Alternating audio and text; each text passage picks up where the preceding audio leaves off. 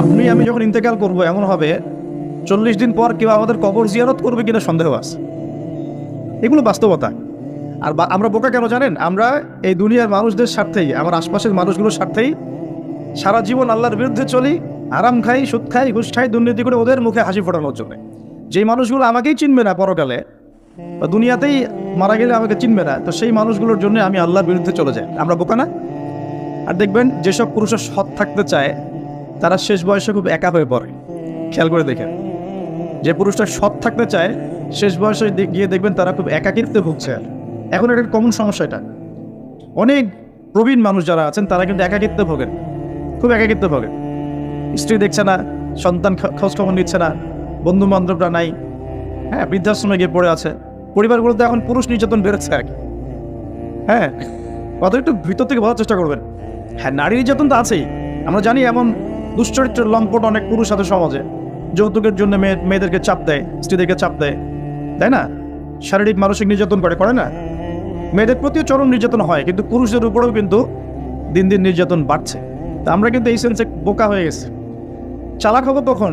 যখন আমরা আমাদের দুনিয়ার প্রতিটা কাজ আল্লাহর সন্তুষ্টির জন্য করব। দুনিয়ার প্রতিটা কাজ যদি আমরা আল্লাহর সন্তুষ্টির জন্য করি, তাহলে আমরা কারো ব্যবহারে কথায় কষ্ট পাবো না ইনশাআল্লাহ। কারণ আমাদের সলাত, ইন্না সলাতি ওয়া নুসুকি মাহিয়ায়া ওয়া মামাতি, আমাদের সলাত সব স্যাক্রিফাইস, জীবন মৃত্যু কার জন্য?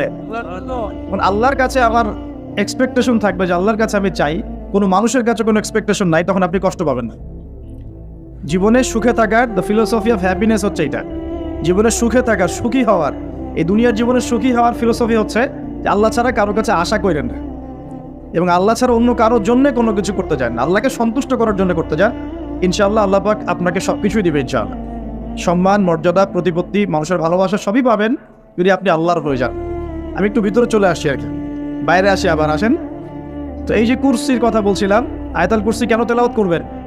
কারণ রাত্রেবেলা একজন মালাক বা ফেরেশতা আপনাকে পাহারা দিবে ইনশাআল্লাহ। আর পশ্চিমাদের দর্শন বলে দিলাম, ওরা কিন্তু এই অদৃশ্যের জগতে বিশ্বাস করে না। এই কারণে আমরা যারা অদৃশ্যের জগতে বিশ্বাস করি, আমাদেরকে এইসব সাম্প্রদায়িক শব্দ দিয়ে তারা সারা বিশ্বের বুকে আন্ডারস্টিমেট করার চেষ্টা করেছে। এগুলো ধরতে হবে এগুলা। সামনে আসেন। এখন কুরসির পরে কি আছে? এই কুরসির উপরে আছে একটা মহাসাগর। কি আছে? মহাসাগর। নাসা কি বলেছে এখন পর্যন্ত? এই জন্য আমরা কেউ বিশ্বাস করি না। কালকেই যদি দেখবেন নাসা বলে দেয় হ্যাঁ একটা মহাসাগরের সন্ধান পাওয়া গেছে, পৃথিবী থেকে লক্ষ কোটি আলোকবর্ষ দূরে, নাম দিয়ে দিল যে .FM0000mm2, একটা নাম দিয়ে দিল। ওরা তো এরকম নাম দেয় আর কি, তাই না? বাস তখন কিন্তু দেখবেন সারা বিশ্বের মানুষ চোখ বন্ধ করে বিশ্বাস করবে কি না? আমরা কিন্তু আল্লাহর প্রতি চোখ বন্ধ করে বিশ্বাসের জায়গায় এই পশ্চিমাদের উপর এখন চোখ বন্ধ করে বিশ্বাস করো। এটা কি বুঝেন? এটা কিন্তু শিরক হচ্ছে, এটাও শিরক হচ্ছে। তো একটা কথা মিস করে গেছি, ইব্রাহিম আলাইহিস সালাম জবাই করার যে পরীক্ষায় পড়েছিলেন, তখন কিন্তু তিনি প্রশ্ন করেন নাই আল্লাহকে, আল্লাহ একজন মাসুম বাচ্চাকে কেন জবাই করুন, এর পিছনে যুক্তি কি, এর পিছনে বিজ্ঞান কি, এর পিছনে দর্শন কি? প্রশ্ন করেছিলেন? তিনি একদম সামি'না ওয়া আতা'না, আল্লাহ পাক আদেশ করেছেন, চোখ বন্ধ করে পালন করতে গিয়েছে। ইব্রাহিম আলাইহিস সালাম অন্ধভাবে আল্লাহর আদেশ মেনে চললেন না? আর ইব্রাহিম আলাইহিস সালাম সবচেয়ে বড় মুসলিম না আমি সবচেয়ে বড় মুসলিম? বলেন, কে এই উম্মার নামকরণ করেছেন মুসলিম? সূরা হজ পড়ে দেখেন, হুয়া সাম্মাকুমুল মুসলিমিন। হুয়া মানে কে? মিল্লাতে আবিকুম ইব্রাহিম, ইব্রাহিম আলাইহিস সালামের মিল্লাত, তিনি তোমাদের পিতা, যিনি তোমাদের নামকরণ করেছেন কে? মুসলিম। আর আমাদের আদি পিতা হচ্ছেন আদম আলাইহিস সালাম। তো দেখুন প্রিয় ভাইরা, এই মহাসাগরের উপরে আছে কুরসি, যার কথা আমি বলতে গিয়ে এখানে আসলাম। ইবনে সাইয়্যিদ কি বলছে? সে কি দেখে মনে আছে না ভুলে গেছে? ইবনে সাইয়্যিদ কে? নবী সাল্লাল্লাহু আলাইহি ওয়াসাল্লাম যাকে ইনভেস্টিগেট করছেন মদিনায়। কোথায়? একটু খেয়াল রাখেন, তামিমদারি দ্বীপে দেখে আসছেন। কোথায় দেখে আসছেন? দ্বীপে। আর নবী সাল্লাল্লাহু আলাইহি ওয়াসাল্লাম ইনভেস্টিগেট করছেন কোথায়? মদিনায়। আচ্ছা, তো এখন এই ব্যক্তি বলছে আমি আরশ দেখি। নবী সাল্লাল্লাহু আলাইহি ওয়াসাল্লাম বলে আরশ কোথায়? সে বলছে আরশ পানির উপরে। কোথায়? পানির উপরে। তখন নবী সাল্লাল্লাহু আলাইহি ওয়াসাল্লাম বলছেন তুমি তো তাহলে শয়তানের আরশ দেখছো। কার আরশ দেখছে? শয়তানের কিন্তু আরশ আছে। প্রিয় ভাইরা খেয়াল করে দেখেন, এই ব্যক্তিকে নবী সাল্লাল্লাহু আলাইহি ওয়াসাল্লাম জিজ্ঞাসা করছেন আরশ কোথায়। চলে আসি মূল আলোচনার দিকে। এখান থেকে আমরা আস্তে আস্তে আমাদের ফিনিশিংয়ের দিকে যাবো ইনশাআল্লাহ। আজকের এই টপিকের সাথে কিন্তু বর্তমান এই ফিফা ওয়ার্ল্ড কাপও রিলেটেড আছে। একটু ধৈর্য ধরে শুনবে। আমি দাজ্জাল থেকে শুরু করেছি না, আস্তে আস্তে ফিফা দিয়ে শেষ করবো ইনশাআল্লাহ। বসে ধৈর্য ধরে বসেন। সময় আছে তো হাতে? আচ্ছা, আজকে আমার হাতেও সময় আছে ইনশাআল্লাহ, তার আগে কিচ্ছু নাই, ইনশাআল্লাহ লম্বা আলোচনা হবে। ঠিক আছে, এখন শোনেন, এই ব্যক্তিকে নবী সাল্লাল্লাহু আলাইহি ওয়াসাল্লাম জিজ্ঞাসা করলেন কি তুমি কি দেখো? সে বলছে আমি কি দেখি? আরশ। আরশ কোথায়? সমুদ্রে। তুমি তো শয়তানের আরশ দেখো। এবার দ্বিতীয় প্রশ্ন করছেন, তুমি কি বিশ্বাস করো যে আমি মুহাম্মদ শেষ নবী? তুমি কি বিশ্বাস করো যে আমি মুহাম্মদ শেষ নবী? এখন এই ব্যক্তি বলছে, ব্যক্তি নাকি আসলে ছোটই বলা যায়, ইবনে সাইয়্যিদ, তার নাম কি? ইবনে সাইয়্যিদ। সে বলছে আপনি কি স্বীকার করেন যে আমি নবী? কে বলছে? ইবনে সাইয়্যিদ। এই কথা শোনার সাথে সাথে উমর রাদিয়াল্লাহু আনহু তিনি বলেন, ইয়া রাসূলুল্লাহ, সে তো নিজেকে নবী দাবি করছে, আপনি আমাকে অনুমতি দেন আমি এক কোপে তার গর্দানটা নামায় ফেলে দেব। কে বলছে এটা? ওমর। এবার রাসূল সাল্লাল্লাহু আলাইহি ওয়াসাল্লামের স্টেটমেন্ট শুনেন, সহিহ মুসলিমে আছে। এবার নবী সাল্লাল্লাহু আলাইহি ওয়াসাল্লাম বলছেন যে না ওমর দাঁড়াও, যদি সে সত্যি দাজ্জাল হয়ে থাকে, কথাটা শোনেন, যদি সে সত্যি দাজ্জাল হয়ে থাকে তুমি তাকে হত্যা করতে পারবে না, তাকে হত্যা করবে নবী ঈসা আলাইহিস সালাম। কে হত্যা করবে? আচ্ছা, আর যদি সে দাজ্জাল না হয়ে থাকে তাহলে নিরপরাধ মানুষকে হত্যা করার মধ্যে কোনো ফায়দা নাই।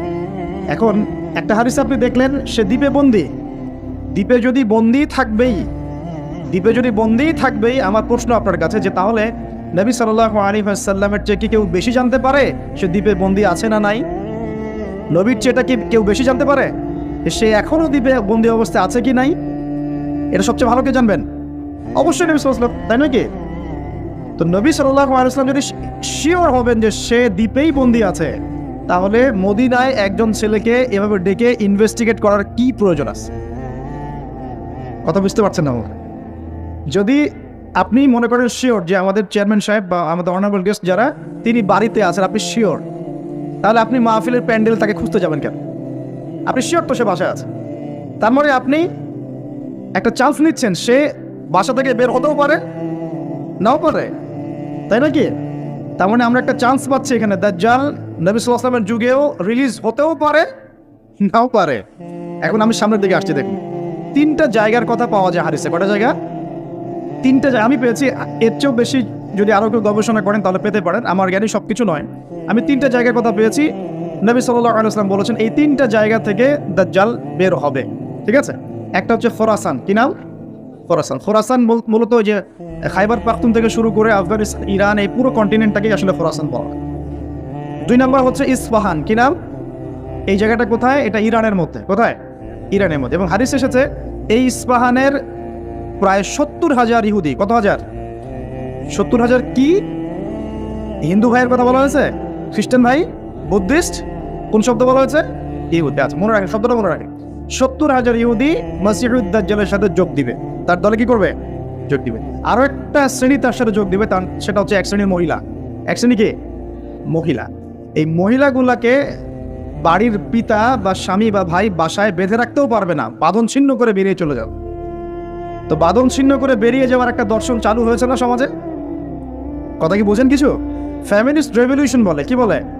Feminist revolution. মেয়েদেরকে আপনি আর ঘরে রাখতে পারছেন না। এখন কোন জায়গায় চলে গেছে আমি মানে বলতে লজ্জা পাচ্ছি, কিন্তু আপনাদেরকে বলি, কারণ আপনারা এই শহরের বাসিন্দা এবং এই শহরের ভবিষ্যৎ আপনার হাতে। এই যে নসিহতগুলো করছি, যারা আনম্যারিড, তোমার জন্য এগুলো শোনার চেয়ে বেশি দামি। আর এই ডিসিশনটা এত গুরুত্বপূর্ণ যে জীবনে যদি এটাতে ভুল করে ফেলেন কখনো, সারাটা জীবন আপনাকে এই বোঝা টানতে হবে যে আমরা এখন কি কাজ করলে কিভাবে স্টার্ট করবো আর কিভাবে আমরা এটাকে সলভ করতে পারি। এই সলিউশনটা 2 রকম। এক নম্বর হচ্ছে যারা অলরেডি পরিবারে ঢুকে গেছেন তাদেরকে অন্য জায়গা থেকে শুরু করতে হবে। মানে যারা অলরেডি পরিবারে ঢুকে গেছেন আপনাদেরকে তওবা করে ফিরে এসে আবার শুরু করতে হবে। আর যারা পরিবারে এখনো ঢোকেন নাই, আপনারা এখনো সৌভাগ্যবান। এখন থেকে যদি আপনারা এই নসিহতগুলো মেনে চলতে পারেন, ইনশাআল্লাহ আপনার পরিবারটা 8-10টা পরিবারের মতো হবে না। ইনশাআল্লাহ রিজিকের ব্যবস্থাটাকে করে নেন, তারপরে ওদিকে যান। আপনার আপন ভাই হিসেবে আমি কথাগুলো বলছি, মনে করেন। এরপরে আপনি যখন বিয়ে করবেন, বললাম তো, মেয়ের জাস্ট দিনদারিতা দেখবেন। হ্যাঁ, এর উপর যদি সৌন্দর্য থাকে আলহামদুলিল্লাহ, বংশ ভালো হয় আলহামদুলিল্লাহ, মেয়ের অর্থ সম্পদ আছে আলহামদুলিল্লাহ। যদি এগুলোর কোনোটাও না থাকে, দিনদারিতা থাকে, জাস্ট ওটাকে দেখেন, আর কিছু দেখার দরকার নেই। এরপরে আরেকটা কথা বলতে ভুলে গেছি যে আপনি এই লেভেলে যাওয়ার আগে নিজেও পবিত্র থাকার চেষ্টা করেন। আপনি নিজে জেনায় যায় না, নিজে পড়নে যায় না, নিজে হারাম অ্যাফেয়ার্সে যায় না। যদি আপনি যান তাহলে আল্লাহ পাক কিন্তু আপনাকে পবিত্র স্ত্রী নাও দিতে পারেন। এটাই আল্লাহ পাকের নীতি, যে একজন পবিত্র মানুষ পায়, ঠিক আছে, যে যেমন আল্লাহ পাক তাকে তেমন মিলিয়ে দেন, এটা আল্লাহ পাকের একটা সুন্নাহ। এর ব্যতিক্রম হতে পারে, কিন্তু আপনি যদি পবিত্র না থাকেন আপনি পবিত্র স্ত্রী নাও পেতে পারেন। আপনি আগে নিজে পবিত্র থাকেন, তারপরে আপনি এখন মেয়ে দেখেন। আলহামদুলিল্লাহ, বললাম দিনদারিতা প্রাধান্য দেন। এখানে হাদিসে এটা বলা হয় নাই যে 4টা গুণ দেখে বিয়ে করো, বরং বলা হয়েছে 4টা গুণ দেখে সাধারণত বিয়ে করা হয়। ঠিক আছে, করো আদেশটা এমন নয়, ইনকাহ কথাটা এমন নয়, বা ইনকাহু এমন নয়, তুনকাহু মানে বিয়ে সাধারণত করা হয়। কেউ টাকা দেখে, কেউ সৌন্দর্য দেখে, কেউ দেখে বংশ, তুমি দেখো দিন। নবীজি বলছেন তুমি দিন দেখো, তাহলে তোমার হাত ধুলে ধূসরিত হবে, মানে ধ্বংস হয়ে যাবে তুমি। আর দিন দেখার ক্ষেত্রে শুধু বাইরের গেট আপটা যথেষ্ট নয়, তার পড়াশোনা দেখেন, তার হিস্ট্রি ঘাটবেন, তার অতীতে সে কোথায় কোথায় পড়াশোনা করেছে, কি করেছে, খোঁজ খবর নেবেন। হুট করে তাড়াহুড়া করে কোনো ডিসিশন নিয়ে ফেলবেন না, এটা খুব ভুল করে মানুষ। ঠিক আছে, তার হিস্ট্রি ঘাটেন, যে সে কোথায় পড়াশোনা করেছে, কি করেছে না করেছে, তার পরিবারের বায়োডাটা ঘাটেন, তার পরিবারের সদস্যরা কেমন, নামাজ পড়ে কিনা, তার ইসলামের প্রতি কেমন ধারণা পোষণ করে, তার মাকে দেখেন, তার মা পর্দা করে কিনা, তার মা ইসলামের উপর আছে কিনা, তার নানিকে দেখেন, তার পরিবারবর্গকে দেখেন, তারপর একটা আপনি ডিসিশন নেওয়াটা সহজ হবে। এগুলোর চেয়ে ব্যতিক্রমও হতে পারে। ওই আজারের পরিবারে ইব্রাহিমের জন্ম হতে পারে, ফেরাউনের আন্ডারে আসিয়ার জন্ম হতে পারে, থাকতে পারে, কিন্তু এটা ব্যতিক্রম। নর্মালি কিন্তু সবসময় এমনটা হয় না। যে প্যারেন্টিংস দিয়ে তারা বড় হয়েছে, ওই প্যারেন্টিংস তাদের মধ্যে থেকে যায়। এই কারণে মেয়ের ব্যাপারে খুব সেন্সিটিভ থাকবেন। আগে পুরো বিষয়গুলো ঘেটে নিয়ে তারপরে আপনি কোনো জায়গায় পা দেন। তারও আগে ইস্তেখারা করবেন আল্লাহর কাছে, যে আল্লাহ আমি তোমার কাছে ইস্তেখারা করছি, আমি জানি না যে কোনটা আমার জন্য ভালো হবে, কোনটা খারাপ। আল্লাহ এটা যদি আমার জন্য ভালো হয় সহজ করে দাও, যদি খারাপ হয় আল্লাহ দূর করে দাও। নিজের উপর চাপ নিয়েন না। তারপরে যদি দেখেন আলহামদুলিল্লাহ দিনদার, আর ডানে বামে দেখার দরকার নাই। যদি আপনি আপনার মনের মতো দিনদার পবিত্র একজন মেয়ে পেয়ে যান, আর যদি সে সুন্দরীও হয় মাশাআল্লাহ, আর ভালো বংশের হয়, তাহলে সারাটা জীবন তাকে নিয়ে কাটিয়ে দেন, সারাটা জীবন তাকে নিয়ে কাটিয়ে দেন, আপনি হ্যাপি হবেন ইনশাআল্লাহ। ডানে বামে দেখার আর দরকার নাই। যদিও একাধিক বিয়ের অনুমতি আছে, কোরআন সুন্নাহয় সবকিছুই আছে, কিন্তু এখন বাস্তবতাটাও বুঝতে হবে। কিরকম? কোরআন সুন্নাহয় এমন অনেক কিছুই আছে যেটা বাস্তবে ইমপ্লিমেন্ট করাটা এতটাও সহজ না। যখন যারা করতে যায় তাদেরকে অনেক অনেক হ্যাসেল পোহাতে হয়, কারণ সমাজটা যেহেতু এমন না।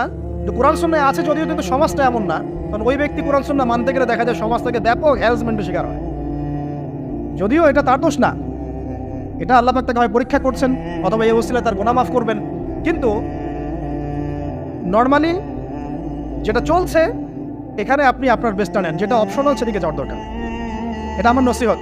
কারণ সবার ওই শক্তি সামর্থ্য থাকে না যে সব কিছু সুন্দর মতো টাইটলি হ্যান্ডেল করতে পারে। আর বলা যত সহজ, করার ব্যাপারটা এতটাও সহজ নয়। সো আর এই তো জেনারেশনের মেয়ের তো দেখছেনই, পান থেকে চুন খসলেই দেখবেন যে বিশাল তুলকালাম হয়ে যাচ্ছে। তো যদি আপনাকে আল্লাহ পাক আপনার পবিত্রতার কারণে, আপনার ঈমান আমলের কারণে খুশি হয়ে এমন একজন দিনদার, নেককার, পুণ্যবতী, সুন্দরী, সুশ্রী স্ত্রী দিয়ে দেন, আর ডানে বামে কখনো দেখবেন না, একদম তাকে নিয়ে পুরো লাইফটা কাটিয়ে দিন। ঠিক আছে, এরপরে দোয়া করবেন আল্লাহর কাছে, আল্লাহ এটার মধ্যে কল্যাণ বরকত দান করো। বিবাহের ক্ষেত্রে আপনি মোহরটাকে কম করবেন। আপনি মানে মেয়েদেরকে বলছি, মেয়ের বাবা থেকে বলছি, সামর্থ্য অনুযায়ী করবেন, ছেলের সামর্থ্য অনুযায়ী করবেন, তার উপরে বোঝা চাপিয়ে দিবেন না। কিয়ামতের আলামতের হাদিসে আমি এটাও পড়েছি, শেষ জামানায় মোহর অনেক বেশি করা হবে, দেওয়া হবে কম। হয় না এমন? আর বাকি আছে আলামতের কিছু। তো ওই চিটারির মধ্যে নাই। আপনি বলছেন 1 লাখ আমি দিব নগদ, ব্যাস নগদ। বলছেন 5 লাখ দেওয়ার সামর্থ্য আছে আমার, 5 লাখ দিব, যে নগদ শেষ, পরে মাফ নিয়ে নিব, এইসব বার্গেটিং আপনি নাই। আর এখনকার বিবাহগুলো দেখলে মনে হয় যে মেয়ের বাবা ছেলেকে বিক্রি করছে, আর ছেলের বাবা মেয়ে কিনছে। সবচেয়ে বেশি মোহর দেখা যায় যে চিটাগাং এরিয়ার দিকে আর কি। এবং আপনি জানেন কি না, সবচেয়ে বেশি বিবাহ বিচ্ছেদ ওই জায়গায় বেশি। বাংলাদেশে বিবাহ বিচ্ছেদ দেখা যায় যে প্রতি 24 ঘন্টায় দেখা যায় 28টা 29টা বাংলাদেশে। হ্যাঁ, শুধু তাই না, আমি দেখলাম যে 10 লক্ষ মেয়ে অতিরিক্ত আছে পুরুষদের তুলনায় সমাজে ঘুরে বেড়াচ্ছে, স্বামী নাই, 10 লক্ষ মেয়ে। এবং এই ডিভোর্স দেওয়ার ক্ষেত্রে দেখা গেছে যে মেয়েদের প্রবণতা বেশি। 70% মেয়ে ডিভোর্স দিয়েছে, ছেলে দেয় না, 30% ছেলে। তাহলে মেয়েদের সাইকোলজি চিন্তা করেন। ও মনে করছে আমি তো এখন শিক্ষিত হয়ে গেছি, তোমাকে আমার দরকার না, আমি চাকরি করে খাবো। খুব বেশি শিক্ষিত দরকার নেই আপনার, দিনই শিক্ষা আছে কিনা ওটা দেখবেন। ফ্যামিলিস্ট মেয়েদেরকে নেওয়ার দরকার নাই, আপনি নেবেন ইসলামিক অনুশাসনে চলে এমন মেয়ে। এরপর যখন পরিবার স্টার্ট হবে, আল্লাহর কাছে বরকত চাবেন, বিয়েটা সহজ করে নেবেন। যে বিয়েতে খরচ যত কম, সেই বিয়েতে আল্লাহর বরকত তত বেশি। হাদিস। ওলিমা হবে, মাশাআল্লাহ, আপনার বিবাহিত জীবন মোবারক হোক, দোয়া করি। এরপরে দেখবেন উভয়ের মাঝখানে আল্লাহ পাক আপনাদের মাঝখানে ভালোবাসা ঢালবেন ইনশাআল্লাহ। সূরা রুমের মধ্যে আল্লাহ পাক বলেছেন, ওয়াজআলা বাইনাকুম মাওয়াদ্দাতাও ওয়া রাহমা। আমি আল্লাহ স্বামী স্ত্রীর মাঝখানে ভালোবাসার ভ্রাতৃত্ব ঢেলে দিয়েছি। এটা আল্লাহ পাকের একটা আয়াত, নিদর্শন। এই ঢেলে দেওয়া মানে কিন্তু আবার সেই ঢেলে দেওয়া নয়। কথা কি বুঝতে পারছেন? আচ্ছা, তারপরে আসেন, এবার আপনি পরিবার গঠন করেছেন। এখানে আমি কয়েকটা কথা বলি যে উভয়ের মাঝখানে খুব চূড়ান্ত লেভেলের ভালোবাসা এটাই যথেষ্ট নয় পরিবার সুখী হওয়ার জন্য। পরিবারের মধ্যে এখন থাকতে হবে সলাত। কি থাকতে হবে ভাই? সলাত। পরিবারে থাকতে হবে কোরআন, পরিবারে থাকবে সুন্নাহ, পরিবারে থাকবে ইসলামী অনুশাসন, পরিবারে থাকবে খাস পর্দা। আপনার বউকে মানুষ দেখেই নাই, এরকম পর্দা। আরে কাপড় খোলা তো অনেক দূরের কথা। আমার এমন স্ত্রী আপনার স্ত্রীকে দেখেই নেই, বাধ্য না হলে সে বাইরেই আসবে না।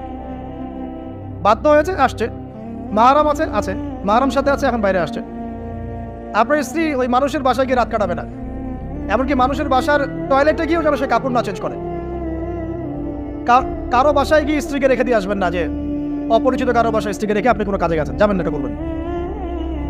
আপনার কাছে মনে করেন একটা কোহিনূর হীরা আছে, মনে করেন, যেটার মূল্য ধরেন যে লক্ষ কোটি ডলার। এটা আপনি কি যত্রতত্র ইউজ করবেন, নাকি আপনি খুব যত্ন করে আপনার ভিতরে আগলে রাখবেন? কোনটা? ইসলাম এভাবে নারীকে সম্মানিত করেছে যে তারা আমাদের কাছে এত বেশি প্রেশিয়াস যে আমরা এভাবে যত্ন করে ওদেরকে ঢেকে রাখি। কথা কি বুঝতে পারছেন? আর তোমাদের কাছে মেয়েদের দাম নেই, তোমরা ল্যাংটা হয়ে করো, তোমাদের কে বাধা দিয়েছে? ঘুরছেও তো তাই। আর নগ্নতা বলতে আপনি কি মনে করছেন? খালি কি বিকিনি সংস্কৃতি নগ্নতা? নারীও তো নগ্নতা, যে নারী পোশাক পরেও নগ্ন হয়ে আছে, এটাও তো নগ্নতা। আর নবীজি বলেছেন যে আরবদের ধ্বংস, লা ইলাহা ইল্লাল্লাহ ছাড়া কোনো ইলাহ নাই। কি ভয়ঙ্কর আযাব আসছে। তার স্ত্রী যায়নাব বিনতে জাহাশ তিনি বলছেন, ইয়া রাসূলুল্লাহ আনুহলিকু ওয়া ফিনা সালিহিন, আমাদের মধ্যে সলেহ সৎ মানুষ থাকা সত্ত্বেও কি আমরা ধ্বংস হয়ে যাব? নবীজি বলছেন, নাম, হ্যাঁ। ইযা কাসরাতুল খাবাস, যখন অশ্লীলতা, বেহায়াপনা, নগ্নতা ছড়িয়ে পড়বে, তখন ভালো মন্দ সব ধুয়ে ধ্বংস হবে। এই কারণে নিজে খুব ভালো আছি, ওরা খারাপ, ওদেরকে কিছু বলার দরকার নাই বলে ভালো হয়ে থাকার সুযোগ নাই। ওগুলো যত ছড়াবে, ভালো আলেম জালেম সব ধ্বংস হয়ে যাবে। আল্লাহ বোঝার তৌফিক দান করুন। এবার আপনি আপনার স্ত্রীর সাথে এভাবে হৃদ্যতা মহব্বতের সম্পর্ক রাখবেন আল্লাহর জন্যে। পরিবারের সবার পিছনে আপনি খরচ করবেন, তাদের হক দিবেন। কার জন্যে? পরিবার বর্গের কারো কাছে কিছু পাওয়ার আশায় না। এই ফিলোসফিটা বোঝেন। পরিবারের কারো কাছে থ্যাঙ্কস পাওয়ার আশায়ও না। আপনি আল্লাহর সন্তুষ্টির জন্য ওদের পিছনে খরচ করবেন, ওদেরকে ভালোবাসবেন, ওদের হক আদায় করবেন। কার জন্যে? আল্লাহর জন্য। এবং এর জন্য আপনি নেকি পাবেন ইনশাআল্লাহ। আর যদি আপনি তাদের কাছে কিছু আশা করতে যান, মনে মনে বেশি এক্সপেকটেশন রাখেন, তখন আপনি কি হবেন জানেন? আপনি পদে পদে কষ্ট পাবেন, পদে পদে কষ্ট পাবেন। দেখে নিন, শুধু আল্লাহর হয়ে যান, মানে আল্লাহই আপনার আপন, আল্লাহ ছাড়া আপনি কাউরে চেনেন না। আল্লাহ পাক বলেছেন এগুলো করতে, আমি করি। আল্লাহ পাক ভালোবাসা দিয়েছেন সন্তানের প্রতি, স্ত্রীর প্রতি, বাসি। কিন্তু এটা এত অধিক মাত্রায় নয় যে তার কারণে আল্লাহকে ছেড়ে দিব। বা স্ত্রী সন্তান যদি আল্লাহর পথে চলার ক্ষেত্রে বাধা দেয়, আল্লাহকে ছাড়তে পারবো না, প্রয়োজন ওদেরকে ছাড়তে পারবো, এরকম থাকবে বিষয়টা। ঠিক আছে? আরেকটা কথা বলি, শুধু ভালোবাসাই আদর্শ দাম্পত্যের জন্য যথেষ্ট নয়। এখানে প্রয়োজন হচ্ছে একে অপরের প্রতি সম্মানবোধ থাকতে হবে, একে অপরের প্রতি বিশ্বাস থাকতে হবে। বিশ্বাস না থাকলে ওই পরিবারে শান্তি থাকে না। আপনি অনেক বড় আলেম, কিন্তু যদি আপনার স্ত্রী আপনাকে বিশ্বাস না করে, আপনি শান্তি পাবেন না। আপনি জানছেন আপনি ইনোসেন্ট, আপনি অনেস্ট, কিন্তু আপনার পরিবারের সদস্য, আপনার স্ত্রী আপনাকে বিশ্বাস করছে না, তখন আপনি পরিবারে সুখ পাবেন না। বিশ্বাস খুব ইম্পর্টেন্ট। আমি তো বলি যে ভালোবাসার চেয়ে বিশ্বাস বেশি ইম্পর্টেন্ট। কারণ আগে ইমান না আগে আমল? কোনটা আগে? ইমান মানে কি? বিশ্বাস না? আগে বিশ্বাস, তারপরে না আমল? ভালোবাসা একটা আমল, আর বিশ্বাসটা কি? ইমান। আমার প্রতি যদি আপনার ইমান না থাকে, তাহলে আপনি আমাকে ভালোবাসবেন কিভাবে? বিশ্বাস থাকতে হবে, স্বামীর প্রতি স্ত্রী, স্ত্রী প্রতি স্বামী। এবং এখানে পুরুষদেরকে সহনশীল হতে হবে, কারণ আপনার স্ত্রী সারা জীবনে আপনাকে প্রচুর পেইন দিতে পারে, এবং এটা মেয়েদের ফিতরত। এখানে সবরের জাজল্যমান দৃষ্টান্ত স্থাপন করতে হবে, নসিহত করতে থাকতে হবে ততদিন পর্যন্ত যখন আপনি দেখছেন যে হ্যাঁ এগুলোতে কাজ হচ্ছে। যদি করতে করতে করতে করতে কাজ না হয়, দেখা যায় এই ফিতনায় জর্জরিত থেকে আপনার দিনের পথে চলাটা ব্যাহত হচ্ছে, তখন আপনার উচিত হবে আসহাবুল কাহাফের মতো চিন্তা করা। ইশারা দিলাম, যথেষ্ট। পরিবারে পর্দা থাকবে, সন্তান হবে, এখন আলহামদুলিল্লাহ সন্তানদেরকে প্রতিপালন করবেন ওই যে মা হাজেরা তার মতো, ওই যে আপনার কি বলবো, রাসূলুল্লাহ সাল্লাল্লাহু আলাইহি ওয়াসাল্লামের সাহাবায়ে কেরাম তাদের মতো করে, এমনকি আমাদের নবীজিকে তার চাচা তার দাদারা যেভাবে লালন পালন করেছেন ভালোবাসা দিয়ে হৃদ্যতা দিয়ে, এভাবে সন্তানকে ভালোবাসবেন, সন্তানের কথাগুলো শুনবেন, বাচ্চাদেরকে মূল্যায়ন করবেন, বাচ্চারা কি খাবার খাচ্ছে খুব ভালো করে খেয়াল রাখবেন, বাচ্চা নেওয়ার সময় বা বাচ্চা নেওয়ার চেষ্টা করার সময় দোয়া পড়বেন এবং সবসময় সেজদায় নামাজে দোয়া করবেন পরিবারের জন্য, বাচ্চাদের জন্য। আল্লাহ আমার পরিবারের উপর শান্তি দাও, বাচ্চাদেরকে ভালো মানুষ বানাও। রব্বানা হাব লানা মিন আজওয়াজিনা ওয়া যুররিয়াতিনা কুররাতা আ'য়ুন ওয়াজআলনা লিল মুত্তাকিনা ইমামা। এই দোয়া বেশি বেশি করবেন, রব্বি হাবলি মিনাস সালিহিন বেশি বেশি করবেন। আপনার একটা নেক সন্তান আগামীতে এই উম্মতের দায়িত্ব নিতে পারবে ইনশাআল্লাহ। হাজার হাজার গবাদি পশু দরকার আছে, একটা ইব্রাহিম, একটা ওমর, একটা খালিদ বিন ওয়ালিদ আপনি জন্ম দিয়ে দেখান, ওই একজনই যথেষ্ট ইনশাআল্লাহ। তা পারবেন না ইনশাআল্লাহ। সন্তানের কথা শুনতে হবে। প্যারেন্টিংস একটা বই আছে, বাজারে পাওয়া যায়, কিনে নেন। ওখানে প্যারেন্টিংসের অনেক টিপস আছে। সন্তান কি খাচ্ছে, কার সাথে মিশছে, কোন বন্ধুর সাথে খেলছে, আপনার কোন স্কুল কোন কলেজে পড়ছে, এগুলো খেয়াল রাখতে হবে। কোন ডিভাইস ইউজ করছে, বাসায় সন্তান কি পরিবেশ দেখে বড় হচ্ছে, পিতামাতার মধ্যে ভালোবাসা দেখে বড় হচ্ছে নাকি ঝগড়া দেখে বড় হচ্ছে, এটা খুব ইফেক্ট করে। সবচেয়ে বড় কথা, সন্তানকে পিছন থেকে আপনাকে বুস্ট আপ করতে হবে। আপনার সন্তানকে আল্লাহ পাক নির্দিষ্ট একটা প্রতিভা দিয়ে পাঠাবেন, হয় সে ভালো লিখতে পারবে, না হলে ভালো বলবে, না হলে ভালো খেলবে, না হলে কিছু একটা ভালো চিন্তা করবে, ভালো আর্ট করবে।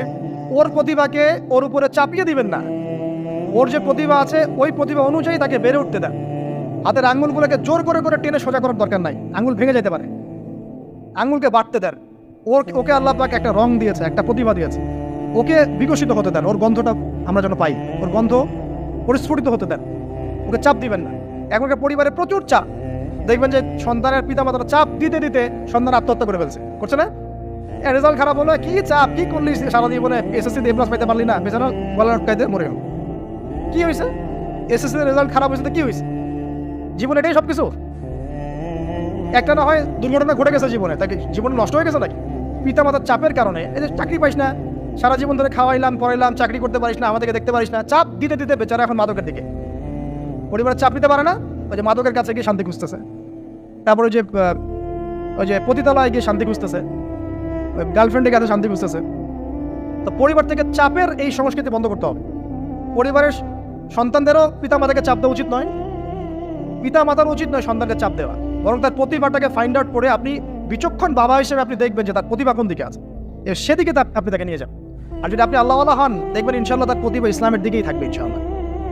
ইমাম বুখারীর মায়ের কথা শোনেন নাই?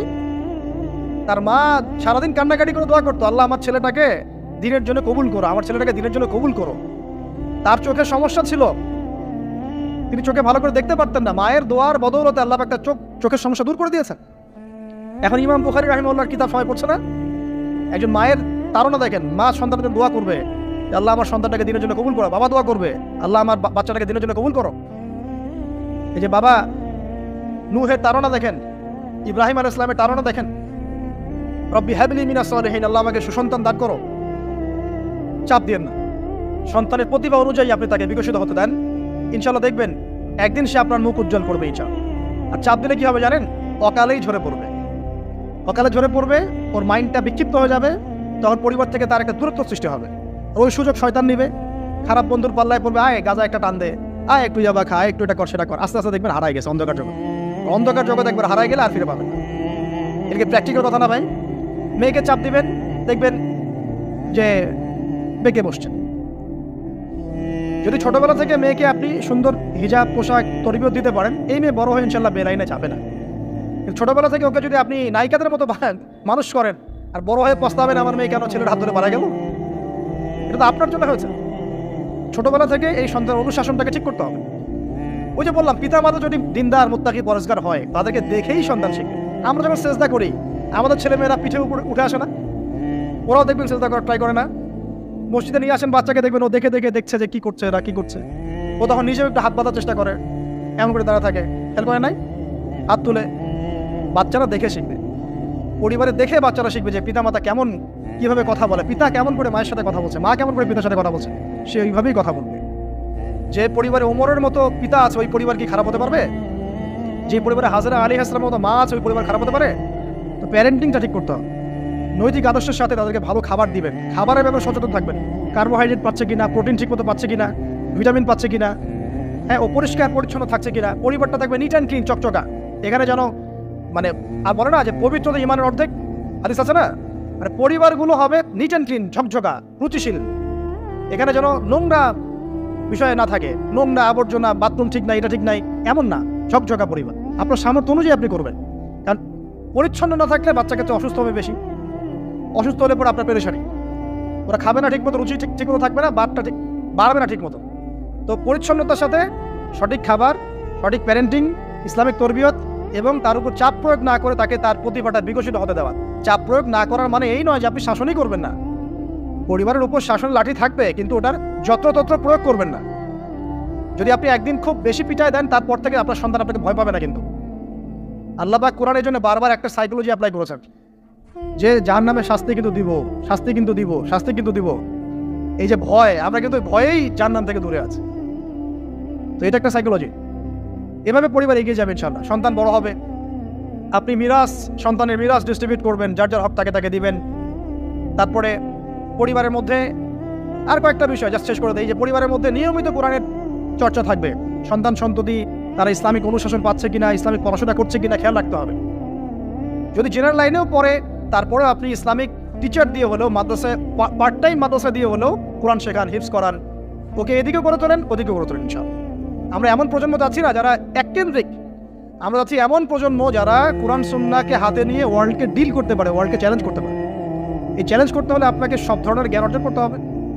খেয়াল রাখেন পরিবারে যেন ফ্রি মিক্সিংটা না আসে, পরিবারে যেন এই যে নারী পুরুষের অবাধ মেলামেশা না আসে।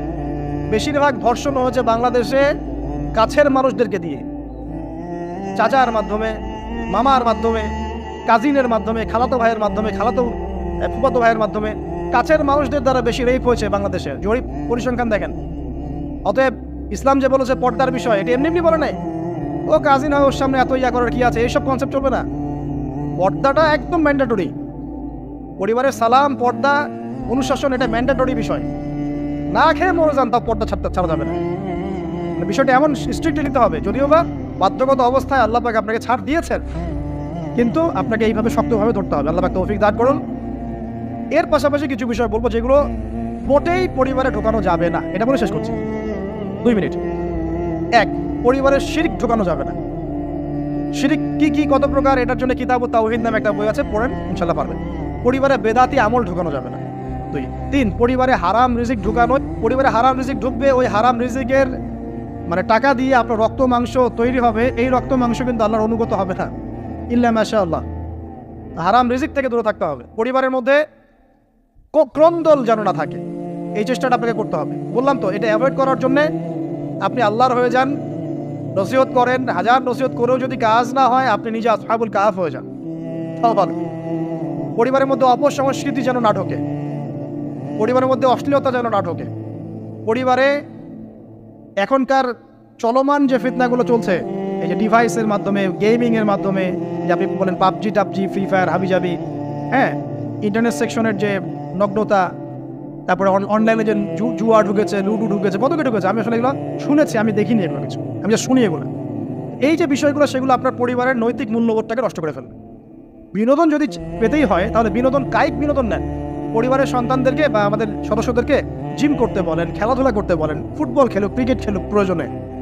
যদি গান শুনতে চান ইসলামিক নাশিদ শোনেন, ঠিক আছে, কৌতুক চান ইসলামিক রসিকতা করেন, ঘোরেন, প্রয়োজনে পরিবারবর্গকে নিয়ে ঘোরেন, দেশটা ঘুরে আসেন, ট্রাভেল করেন, ঘোরেন, আল্লাহর নিদর্শন দেখেন, এটাও তো এন্টারটেনমেন্ট নাকি?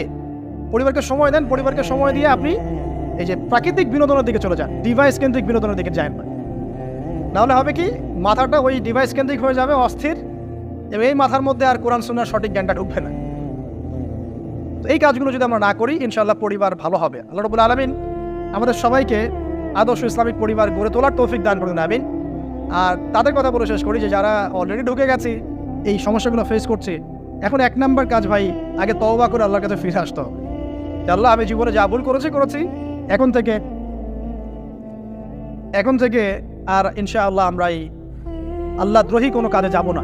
এই তওবা ইস্তেগফার করে আপনার স্ত্রীকে ঠান্ডা মাথায় বোঝানোর চেষ্টা করতে হবে যে দেখো, আমরা তো এক পর্যায়ে পর্যন্ত চলেছি, জীবনটা তো অনেকদিন চলেই গেল, একসময় মরতে হবে। তো আমরা আল্লাহ এবং তার রাসূলের কথা শুনি, ফিরে আসি, অল্প অল্প করে শুরু করে নামাজটা পড়ো, তুমি একটু পর্দাটা করো। প্রথমে খাস পর্দা করছে না হয়তো, আপনি বলেন মাথায় কাপড়টা দাও, অ্যাটলিস্ট হ্যাঁ, বাইরে সবার সামনে যেও না, দিনকাল ভালো না, এখন মেয়েদের ইজ্জত সম্মানের ঝুঁকি হচ্ছে, এভাবে বোঝানোর চেষ্টা করেন। আস্তে আস্তে তওবা করে ফিরে আসলে পরে তখন আপনি নামাজটাকে বাড়ান, নফল আমল বাড়ান, দান সদকা বাড়ান এবং বেশি থেকে বেশি আল্লাহকে দোয়া করেন, আল্লাহ আমার পরিবারটাকে হেফাজত করুন, আল্লাহ আমার পরিবারটাকে হেফাজত করুন বলতে থাকেন এবং দিনই কাজে পরিবারকে ব্যস্ত রাখেন। এবং এরকম আদর্শ পরিবারগুলোর মধ্যে একটা কমিউনিটি করার চেষ্টা করেন, অভ্যন্তরীণ যোগাযোগ রাখার চেষ্টা করেন, নাহলে একা একা তো চলা যাবে না। আপনি আদর্শ পরিবার গড়েছেন, পাশের বাড়ির লোকটা করে নাই, তখন সেখানে গিয়ে আপনার সন্তান শিখবে, সেখানে গিয়ে আপনার স্ত্রী শিখবে। তিনি পরিবারগুলোর মধ্যে একটা হৃদ্যতা, ভালোবাসা এবং নেটওয়ার্কিং তৈরি করেন। পাশাপাশি তিনি প্রতিষ্ঠান গড়ে তোলেন, প্রতিষ্ঠানের মাধ্যমে কিন্তু পরিবারের লোকজনের সাথে দেখা সাক্ষাৎ হবে, অনেকগুলো পরিবার সেখানে বাচ্চা কাচ্চা ভর্তি করা হবে, সেখানে দেখবেন একটা কমিউনিটি আপনি পাচ্ছেন। এভাবে শেষ করে দিই, এভাবে তাওহীদের চর্চা 1, সুন্নতের প্রতিষ্ঠা 2, 3 হালাল রিজিক, 4 হৃদ্যতা ভালোবাসা, 5 সবর ধৈর্য, 6 আল্লাহর কাছে দোয়া, বেশি বেশি দোয়া, 7 কি পর্দা, 8 অপসংস্কৃতির প্রতিরোধ, ঠিক আছে, 9 সন্তানদেরকে আগামী প্রজন্মে, আগামী মুসলিম জেনারেশনকে লিড দেওয়ার মতো করে তৈরি করা, আর 10 মনে করেন আমাদের মেয়েদের দিকে, স্পেশালি মেয়ে, শিশু, কন্যা হোক, মেয়ে হোক, বোন হোক, মা হোক, তাদের দিকে স্পেশাল নজর রাখা। এই কাজগুলো করার মধ্য দিয়ে ইনশাআল্লাহ তাআলা আমরা ব্যক্তিগত পর্যায়ে আপোষে একটা আদর্শ পরিবার জান্নাতের টুকরা করতে পারবো ইনশাআল্লাহ আযজা ওয়া জাল। তো কি শিখছেন? এই শিক্ষা যদি মাথার মধ্যে ইনস্টল হয়ে যায়, তার কাছে তো ইসলাম এবং চলমান বিষয়গুলো কন্ট্রাডিক্টরি মনে হবে। তো ইসলাম শুরু থেকেই ছিল, আর সভ্যতা শুরু হয়েছে নবী দ্বারা। আদম আলাইহিস সালামকে দিয়ে পৃথিবীর সভ্যতা শুরু হয়েছে। প্রত্যেক যুগে যুগে নবীরাই সভ্যতার ধারক এবং বাহক ছিলেন। তো যে কথাটা বলতে গিয়ে এখানে আসলাম, যে প্রথম যে বিষয়টা তিনি বলেছেন ইসলামের ডেফিনেশন, এখানে প্রথমে বলেছেন তাওহীদ অর্থাৎ শাহাদা। এখানে 2টা অংশ আছে, একটা হচ্ছে তাওহীদ, একটা হচ্ছে সুন্নাহ। যখন আপনি লা ইলাহা ইল্লাল্লাহ সাক্ষ্য দিচ্ছেন, আপনি তাওহীদের সাক্ষ্য দিচ্ছেন। আর এটা দিনের প্রথম খণ্ড, প্রথম অংশ, প্রথম পিলার। এই দিনটাই আল্লাহর কাছে গ্রহণযোগ্য, অন্য কোন রিলিজন, জীবন ব্যবস্থা আল্লাহর কাছে গ্রহণযোগ্য নয়। সূরা আলী ইমরানের আয়াতগুলো পড়েন, 85 নম্বর আয়াত, 87 নম্বর আয়াত, 19 নম্বর আয়াত, এগুলো পড়লে আপনি বুঝতে পারবেন। আল্লাহ বলছেন, আউযু বিল্লাহি মিনাশ শাইতানির রাজিম, ইন্নাদ দীনা ইনদাল্লাহিল ইসলাম। আমার কাছে একমাত্র জীবন ব্যবস্থা যেটা গ্রহণীয় তার নাম হচ্ছে ইসলাম। আর কোনো প্রয়োজন আছে? আল্লাহর কথার বাইরে কারো কথা দরকার আছে? আল্লাহ নিজে বলছেন, আল্লাহ পাক নিজে বলছেন, শাহিদ আল্লাহু আন্নাহু লা ইলাহা ইল্লাল্লাহ। আল্লাহ বলছেন, আমি আল্লাহ সাক্ষ্য দিচ্ছি, আমি ছাড়া কোনো ইলাহ নাই। কথাটা বুঝতে পারলেন? আল্লাহ বলছেন যে আমি সাক্ষ্য দিচ্ছি যে আল্লাহ ছাড়া কোনো ইলাহ নেই।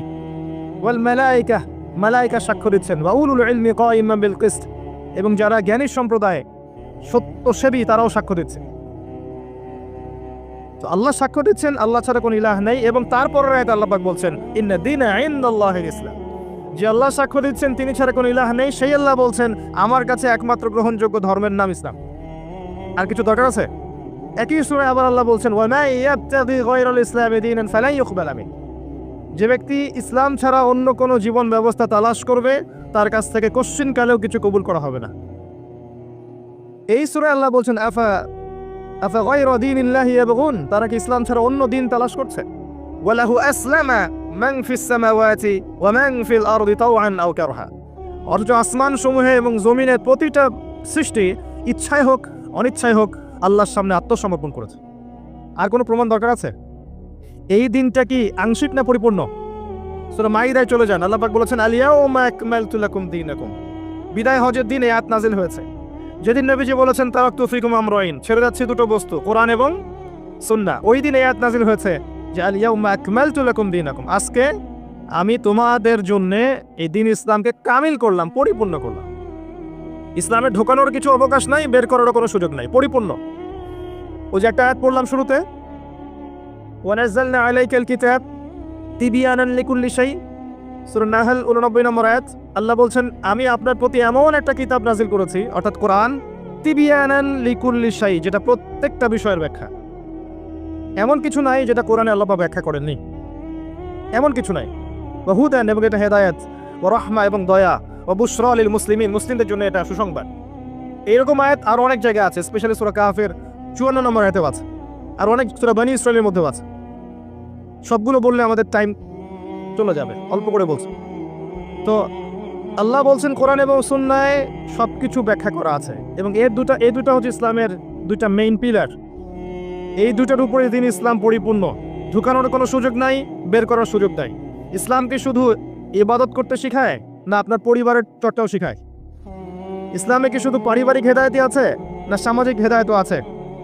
শুধু কি সামাজিক আছে নাকি রাষ্ট্রীয় এবং অর্থনৈতিকও আছে, নাকি সবই আছে?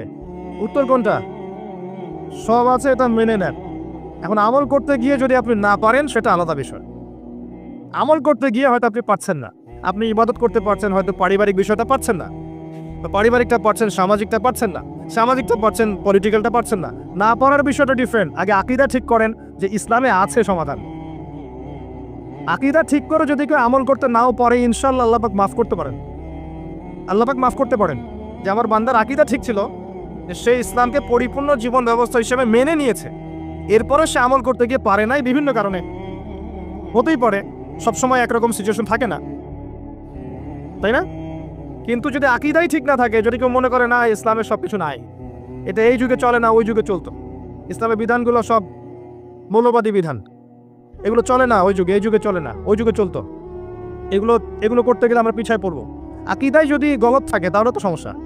তখন কবরে যখন প্রশ্ন করা হবে মা দিনুক, সে বলবে লা আদ্রি লা আদ্রি, তোমার দিন কি? সে বলবে আমি জানি না। কারণ দুনিয়াতে ইসলামকে পরিপূর্ণরূপে সে স্বীকার করে নেয়। এখন আমাদের প্রথম কাজ স্বীকার করে নেওয়া যায় ইসলামের সমাধান আছে। আপনি এখন আমল করতে পারবেন না, আমিও জানি। কেউই এখন ইসলামের পরিপূর্ণ বিষয়গুলো পালন করতে পারবে না। পুরো সিচুয়েশনটাই ডিফিকাল্ট এবং ইসলামের মুসলিমদের বিপক্ষে। মাক্কি যুগে, যেখানে মক্কার জাহিলিয়াত ছিল, ওই যুগে কি ইসলামের সমস্ত বিধানগুলো বাস্তবায়ন করা গেছে? সম্ভব হয় না। পুরো বিশ্বের অবস্থা মক্কার চেয়ে কোনো অংশ কম না। এখন আপনার দুই চোখ লাগবে, বাইরের চোখ আর ভিতরের চোখ দিয়ে দেখেন, আপনি বুঝতে পারবেন যে পুরো ওয়ার্ল্ড ওয়াইড যে অবস্থা চলছে এটা মাক্কি জাহিলিয়াতের চেয়ে কোনো অংশ কম না। এখানে যদি আপনি শুরুতেই সব কিছু ইম্পোজ করতে চান, পারবেন না, এবং এটা ভুল হবে। বরং বেসিক প্রাইমারি জিনিসগুলো দিয়ে শুরু করতে হবে। নামাজ দিয়ে শুরু করেন, জ্ঞান চর্চা দিয়ে শুরু করেন, ইত্তেবায়ে সুন্নাহ দিয়ে শুরু করেন, পারিবারিক আদর্শ সুন্দর করার দিক দিয়ে শুরু করেন, সামাজিক কাজ করে বেসিক জিনিসে শুরু করেন। আগে যদি চলে যান খেলাফতে প্রতিষ্ঠা করব, বড় বড় টার্মগুলো আগে ইউজ করেন, আপনি ভুল করবেন। কারণ বেস ঠিক নাই। একটা বাড়ি বানাবেন যার ভিত্তি নাই, এখানে 10 তলা 20 তলা উঠবে না। বেসিক আমার সমাজের বেশিরভাগ মানুষ দেখবেন নামাজ পড়ে না, ম্যাক্সিমাম পড়ে না নামাজ। ম্যাক্সিমাম ছেলে মেয়ে দেখবেন কোরআন পড়তে পারে না, তিলাওয়াত করতে পারে না। নবী সাল্লাল্লাহু আলাইহি ওয়াসাল্লামের জীবনী কখনো পড়েও দেখে নাই। তো বেসিক যখন ঠিক নাই, তখন কি এই জেনারেশন গিয়ে আপনি ইসলামের বড় বিজয় কামনা করছেন? হবে না। শুরু থেকে কাজ করতে হয়। যাই হোক, ইসলামের বাইরে কিছু নাই আল্লাহর কাছে। যদি কেউ তালাশ করে তাহলে সে ভুল করবে। এখন এই ইসলামের পিলার নবীজি বলেছেন 5টা। কয়টা? প্রথমে তাওহীদ, এক আল্লাহকেই সৃষ্টিকর্তা, পালনকর্তা, রিজিক দাতা, সন্তান দাতা, ভালো মন্দের মালিক, বিধানদাতা, এভরি সিঙ্গেল সেক্টরে আল্লাহকেই ইলাহ বলে মানা, এর নাম হচ্ছে তাওহীদ। এর বাইরে কেউ যদি মনে করে আল্লাহ ছাড়া অন্য কোন ইলাহ আছে, নাউজুবিল্লাহ, বা আল্লাহ আছেন অন্য ইলাহ আছে, আল্লাহ ছাড়া কারো জন্য সেজদা করে, অন্য কারো কাছে দোয়া করে, অন্য কারো জন্য নজর মানত করে, আল্লাহ ছাড়া অন্য কারো নামে কসম করে, অন্য কারো নামে কুরবানি করে, ইত্যাদি ইত্যাদি, আল্লাহকে বাদ দিয়ে গায়রুল্লাহর ইবাদত করে, তাহলে শিরক হয়ে যাবে। কি হয়ে যাবে? আর শিরকের পাপ থাকা অবস্থায় বিনা তওবায় যদি কেউ মারা যায়, 99% সম্ভাবনা হচ্ছে এই ব্যক্তি জাহান্নামে যাবে, কোনো সুযোগ নাই। সূরা নিসা আল্লাহ পাক বলেছেন, ইন্নাল্লাহা লা ইয়াগফিরু আন ইউশরাকা বিহি ওয়া ইয়াগফিরু মা দুনা যালিকা লিমান ইয়াশা। আল্লাহ পাক তার সাথে শিরকের গুনাহ মাফ করেন না, এছাড়া যে কোনো গুনাহ যাকে ইচ্ছা মাফ করতে পারেন। শিরক থাকলে সে মান রব্বকে উত্তর দিতে পারবে না।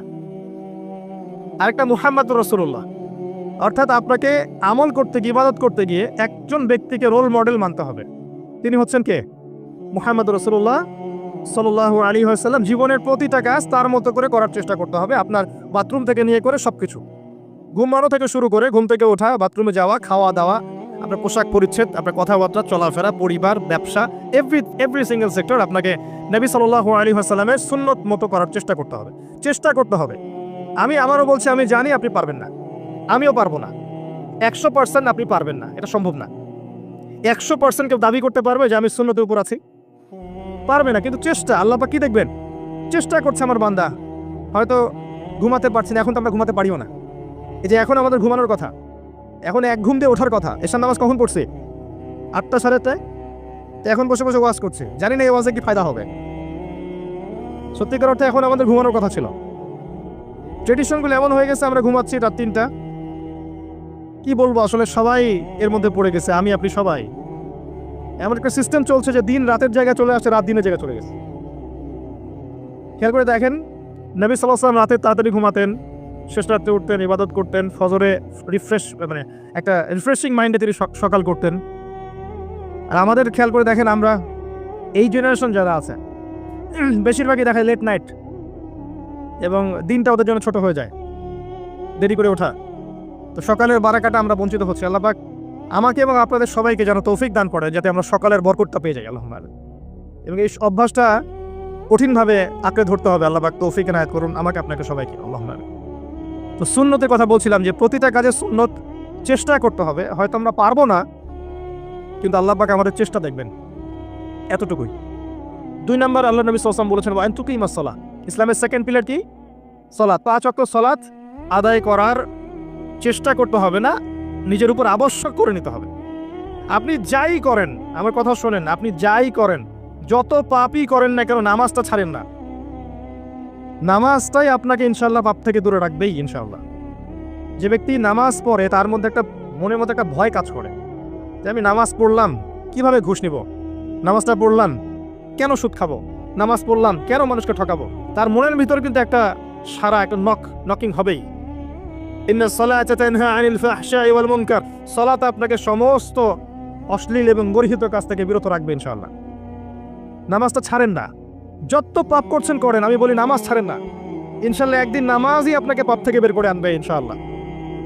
শয়তান আপনাকে হতাশ করতে চাইবে, শয়তান আপনাকে হতাশ করতে চাইবে যে তুই তো গার্লফ্রেন্ডের সাথে কথা বললি, রাতের বেলা পর্ন দেখলি, তুই তো ফ্রি মিক্সিংয়ে আছিস, তুই মাদকদ্রব্য খাচ্ছিস, তুই কাজে ফাঁকি মারিস, তুই ট্যাক্স আদায় করিস নাই, দুর্নীতি করছিস, তুই আবার নামাজ পড়বি কেন? শয়তান আপনাকে এবার বোঝাবে কিন্তু যে নামাজ তো আমার সময় পায় না, আমি তো অনেক পাপী মানুষ।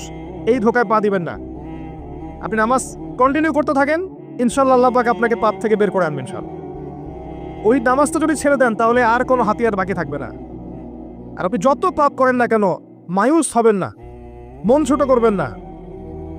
আপনার একটা সেজদা, যে সেজদা আপনি চোখের পানি ঢেলে দিয়েছেন আল্লাহর কাছে, যে আল্লাহ আমার ভুলগুলো তুমি মাফ করে দাও, আমার তওবা তুমি কবুল করো, ইনশাআল্লাহ দেখবেন ওই একটা সেজদা যদি কবুল হয়ে যায়, আল্লাহ পাক আপনার সব গুনাহ মাফ করে দিবেন ইনশাআল্লাহ। হতাশ হবেন না। শয়তান হতাশ করতে চাইবে মানুষকে, শয়তান মানুষকে হতাশ করতে চাইবে। এমনকি আপনার যদি পাহাড়ের পরিমাণ ঋণ থাকে, ওই ঋণ শোধ করার ব্যবস্থা আল্লাহ পাক করে দিবেন ইনশাআল্লাহ তাআলা। হতাশ হবেন না, নামাজ ছাড়েন না। আর আমি একটা কথা বারবার বলেছি, আবারও বলছি যে চলমান যে 3G 4G নামাজগুলো চলছে, এগুলো থেকে নিজেকে দূরে রাখ। সব এখন ডিজিটাল, নামাজও ডিজিটাল।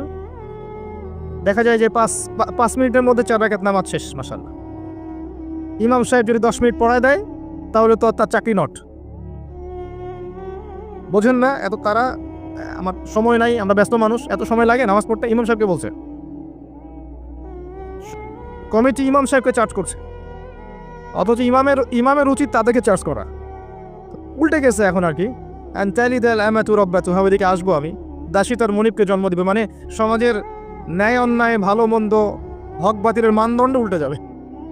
দাসী কখনো মনিবকে জন্ম দেয়? মানদণ্ড উল্টে যাবে। আসেন রিল্যাক্সে নামাজ পড়বেন ইনশাআল্লাহ। আল্লাহ পাক তৌফিক দান করুন। নামাজের মধ্যে যা পড়ছেন এটাকে বোঝার চেষ্টা করতে হবে অর্থটা, তখন দেখবেন নামাজে মনোযোগ বাড়বে ইনশাআল্লাহ। তার আগে অজুটাকে ভালো করে করবেন, তাড়াহুড়া করে অজু করবেন, রিল্যাক্সে অজু করেন, অজুর অঙ্গগুলোকে সুন্দর করে ধরুন। অজু পরিষ্কার হয় না, এই জন্য নামাজে মনোযোগ থাকে না।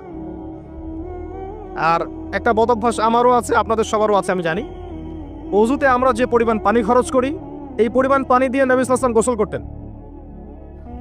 হ্যাঁ, আর আপনার মাথায় যত চুল আছে তার চেয়ে বেশি চুল ছিল নবী সাল্লাল্লাহু আলাইহি ওয়াসাল্লামের মাথায়। আপনার 2-3 জনের মাথায় যত চুল আছে তার চেয়ে বেশি চুল ছিল নবী সাল্লাল্লাহু আলাইহি ওয়াসাল্লামের মাথায়। তারপরেও তিনি অল্প পানি দিয়ে গোসল করে ফেলতেন। আর আমাদের দেখবেন জারিমানের জোর যত বেশি, তার ট্যাপের স্পিড তত বেশি। মসজিদে যাবেন, দেখবেন জোরে ট্যাপ ছেড়ে দিয়ে উজু করতেছে। একজন মানুষের গোসলের পানি দিয়ে একাই উজু করে ফেলবে। তখন দেখবেন আপনি আল্লাহর চোখ দিয়ে দেখছেন, আল্লাহর কান দিয়ে শুনছেন, পরিস্থিতি আপনি বুঝতে পারছেন। এবং কী করতে হবে আপনি নিজেই বুঝতে পারছেন ইনশাআল্লাহ। যখন বুঝতে পারবেন তখন নিজে আগে সতর্ক হবেন, পরিবারকে সতর্ক করবেন, তারপর আপনার সাধ্য অনুযায়ী আপনি সমাজে দাওয়াতি কাজ করবেন। মধ্যমপন্থী থাকবেন, শৈথিল্যবাদী হবেন না, চরমপন্থী হবেন না। ইসলামে চরমপন্থারও যেমন স্থান নাই, এই শৈথিল্যবাদিতারও স্থান নাই। ইসলাম হচ্ছে একটা মধ্যমপন্থী ধর্ম। ওয়া কাযালিকা জাআলনাকুম উম্মাতান ওয়াসাতা লিতাকুনু শুহাদা আলান নাস। কয়েকটা পয়েন্ট বলে শেষ করছি। প্রথম কাজ, স্পেশালি বলছি আমি এই কথাগুলো ইয়াং জেনারেশনকে, যারা তোমরা আমার ভাই এখানে বসে আছো, ইয়াং জেনারেশন যারা আছো, আমাদের মা বোন যারা আছে, যাদের মধ্যে তরুণীরা আছে, যুবতীরা আছে, তাদেরকে বেশি ফোকাস করতে বলছি। কারণ যারা বার্ধক্যে চলে গেছে তাদের বয়স একসময় শেষ হয়ে যাবে, রিসেন্টলি শেষ হয়ে যাবে। যারা যৌবনকালে আছেন তাদের ইনশাআল্লাহ আগামী 10, 20, 30, 40 বছর বেঁচে থাকার সুযোগ আছে, আল্লাহ যদি চান। যুবতীদের আছে, এবং আমাদের পরবর্তী প্রজন্ম, আমাদের যে বাচ্চা কাচ্চা যারা আছে, ছেলেমেয়েরা, এদের দিকে বেশি ফোকাস করে। এই দুইটা জেনারেশনকে টার্গেট করে আমি কথা বলছি। 1 নাম্বার, আল্লাহর জমিনে আল্লাহর দ্বীনের কল্যাণ চান, নিজে পরকালে বাঁচতে চান, দ্বীনের জন্য কিছু করতে চান, নিজের জীবনটাকে আল্লাহর জন্য ডেডিকেট করতে চান, প্রথম কাজ হচ্ছে আপনাকে পড়াশোনা করতে হবে। পড়াশোনা ছাড়া আপনি কিছু করতে পারবেন না। এবং এই পড়াশোনা মানে এই না যে আপনাদের সবাইকে মাদ্রাসায় ভর্তি হতে হবে, এমন নয় ব্যাপারটা।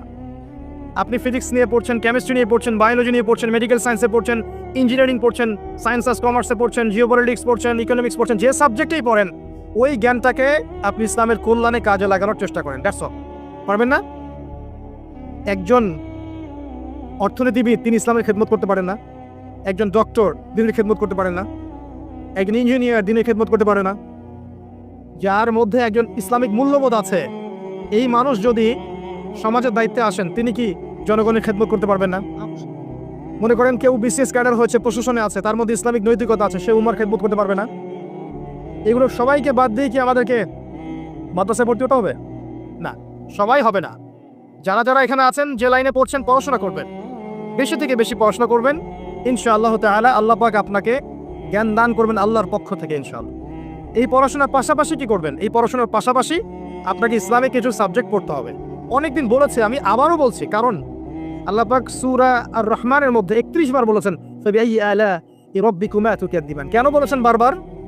কারণ বিষয়টা গুরুত্বপূর্ণ ছিল। আপনাকে কোরআন পড়তে হবে 1 নাম্বার। কোরআন পড়া জানেন কারা কারা? হাত তোলেন দেখি। মাশাআল্লাহ।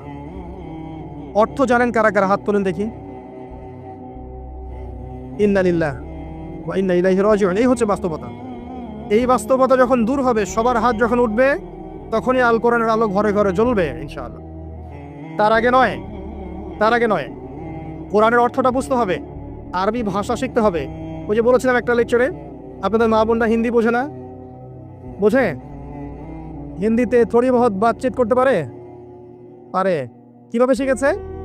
মিডিয়া দিয়ে, সিরিয়াল দিয়ে, মুভিজ দিয়ে, সং দিয়ে শিখেছে না? আপনি অ্যারাবিকের উপর সময় দেন, অ্যারাবিক শোনেন, অ্যারাবিক লেখেন, দেখেন, দেখবেন ইনশাআল্লাহ 2 বছরের মধ্যে আপনি আরবি শিখে ফেলছেন ইনশাআল্লাহ। আরবি শেখেন, কোরআন অনুবাদ পড়েন, যে তাফসীরটা আপনার কাছে ভালো মনে হয় সেটা পড়েন। ইবনে কাসির হোক, যারা লাইন হোক, মারিফুল কোরআন হোক, যেটা আপনার কাছে বেস্ট মনে হয় সেটা পড়েন। একাধিক তাফসীর পড়েন। এরপর কি করবেন? হাদিসের বইগুলো পড়েন। ছোট ছোট বইগুলো থেকে বড় বইয়ের দিকে যান। ছোট বই যেমন আপনার এই যে ফাইজুল কালাম, মিশকাতুল মাসাবি, বুলুগুল মারাম, মিনাদিল আহকাম।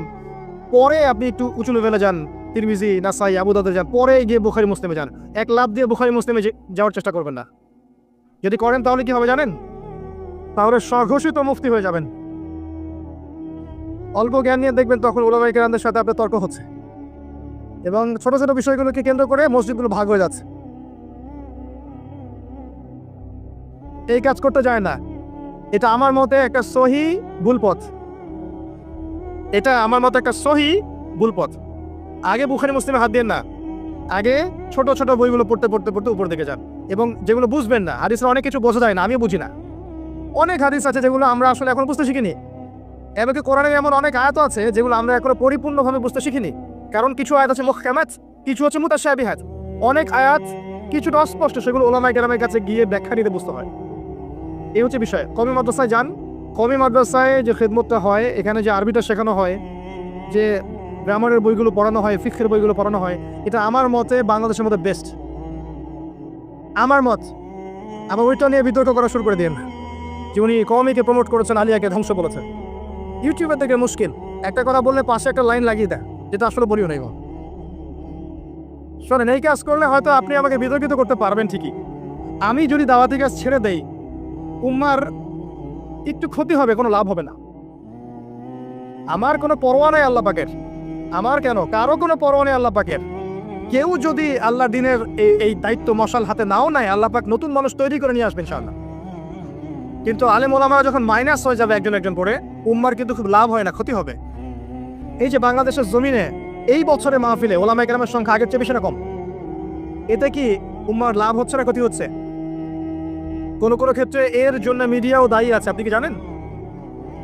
আপনি কোন আলেম সম্পর্কে জানতে চান, ইউটিউবে সার্চ দেন, দেখবেন তার বিপক্ষে অনেকগুলো ভিডিও চলে আসে। একটা এক্সাম্পল দিই, একটা ছেলে মনে করেন দিনে একটা মাসআলা জানবে, ইউটিউবে গিয়ে সার্চ দিল, গুগলে সার্চ দিল, সেই মাসআলা আসবে এবং দেখবেন ওই মাসআলা সম্পর্কে ডানে বামে নেগেটিভ পজিটিভ অনেক কথা তার সামনে আসবে। এই আলেমকে যা বলেছেন ওই আলেম, তাকে আবার যা বললেন অমুক আলেম, এগুলো অনেক ভিডিওর সামনে আসবে। তখন ওর মধ্যে একটা ধারণা সৃষ্টি হবে যে ভাই আগেই ভালো ছিল, মাসআলা জানার আমার দরকার নাই, থাকে হবে।